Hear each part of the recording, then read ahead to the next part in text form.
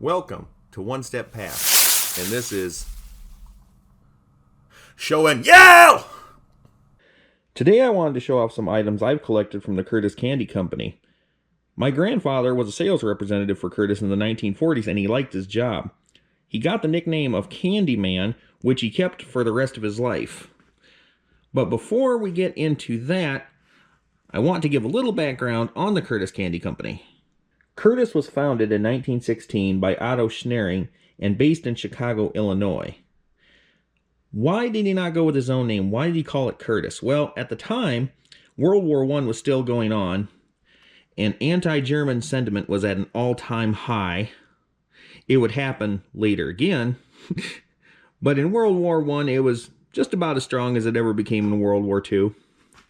And he wanted a more American-sounding name, so he chose his mother's maiden name of Curtis for his company, and it worked. Curtis Candy Company, it just sounds like a nice name for a candy company. Curtis was a huge company, and they made many kinds of candy.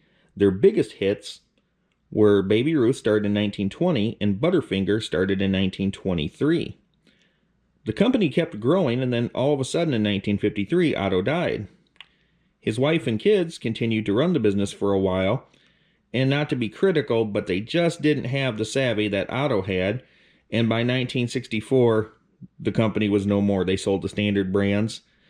Since then, their products have changed hands a number of times, but since 1990, Baby Ruth and Butterfinger has been owned by Nestle.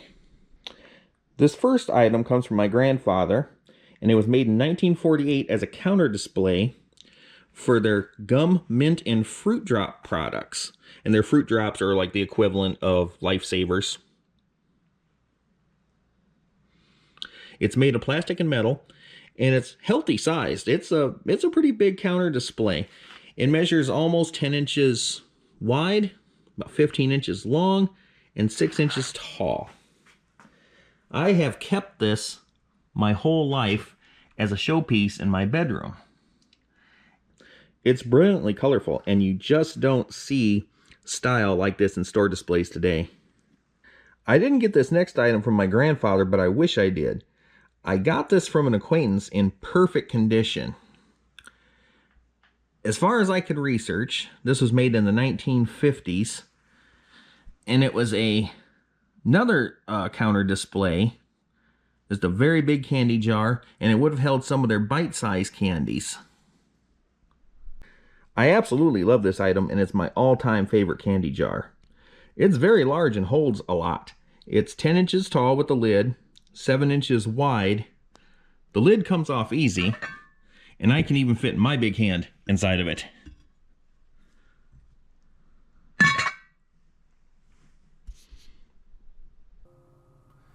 This item is truly one of a kind. It's a letter my grandfather received from Otto Schnaring himself on his birthday.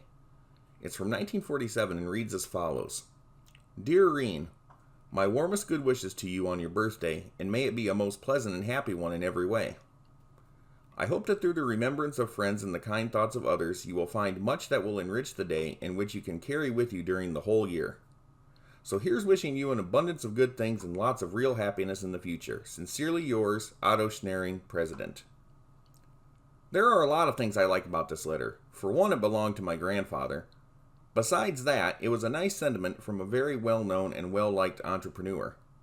Otto Schnaring was a famous candy magnate in the same manner as Milton Hershey. I don't think it's a surprise to anyone when I say that people were more personable in the 1940s than they are today. This letter is an example of that. It's the little things that mean a lot.